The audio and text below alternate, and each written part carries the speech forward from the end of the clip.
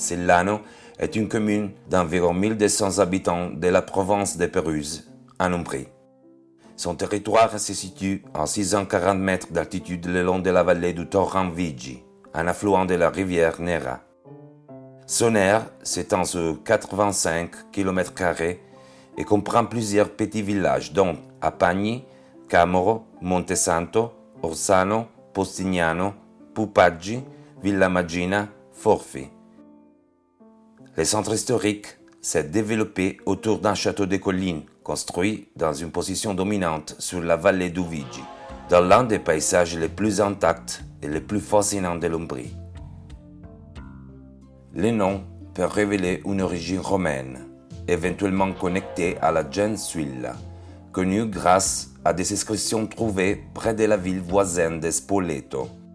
D'autres les relient aux Suillates, nommés par Pline l'Ancien dans son Historia Naturalis, ou encore aux soldats de l'armée de Lucius Cornelius Sylla, qui dans la guerre civile de 89-88 avant Jésus-Christ contre Caius Marius s'était réfugié dans ces montagnes.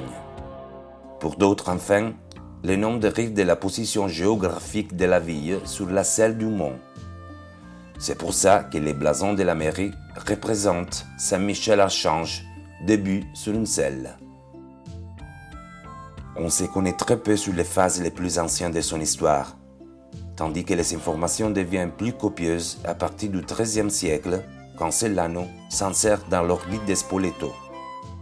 De fortes tendances gibellines autonomistes, cependant, jusqu'au début du XVIe siècle, a pris part à des révoltes, en essayant de maintenir sa propre autonomie. Enfin soumis par Spoleto, un temps plus récent a attendu son contrôle sur les anciens châteaux voisins de Montesanto, Camoro, Orsano, Apagni et Postignano. Le tissu urbain du centre de Sellano est très compact, mais le noyau originel recueilli à l'intérieur des murs de la ville est encore reconnaissable par rapport aux extensions ultérieures liées à la croissance économique pendant le XIVe siècle et jusqu'au XVIe. Ces extensions ont porté le château d'origine à sa dimension actuelle. Le type de construction se caractérise par la présence de bâtiments nobles du VIe et XVIIe siècle en pierre locale. À l'entrée du centre habité se situe l'église de San Francesco, petit bâtiment inspiré par Bramante, en forme octagonale achevé en 1538 et construit en pierre blanche lisse. En continuant vers le centre-ville, on trouve l'église de Santa Maria Assunta, construite sous la forme actuelle au XVIe siècle.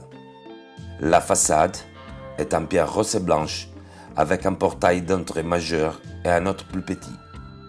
L'intérieur est divisé en 3 nefs et conserve 5 autels en bois, pierre et stuc, réalisés entre le VIe et le XVIIIe siècle. En montant après l'église vers la place supérieure, un autre domine le palais de la mairie, duquel est possible redescendre par les rues de la vieille ville, où on peut voir des bâtiments qui réservent toujours des surprises pour l'élégance et le style d'architecture qui les distingue. Sellano est aussi un lieu où la nature des Apennins ombriens surprend en toute saison de l'année avec son territoire recouvert de prairies et de bois, beaucoup d'entre eux des hêtres, d'érables, des chênes, des châtaigniers aussi séculaires. Le paysage est toujours suggestif, et surtout en été, dont la possibilité de faire des excursions agréables le long des sentiers de randonnée qui, parmi rivières, ruisseaux et vallées, mènent de hameau en hameau dans des lieux anciens, d'une beauté rare et vierge.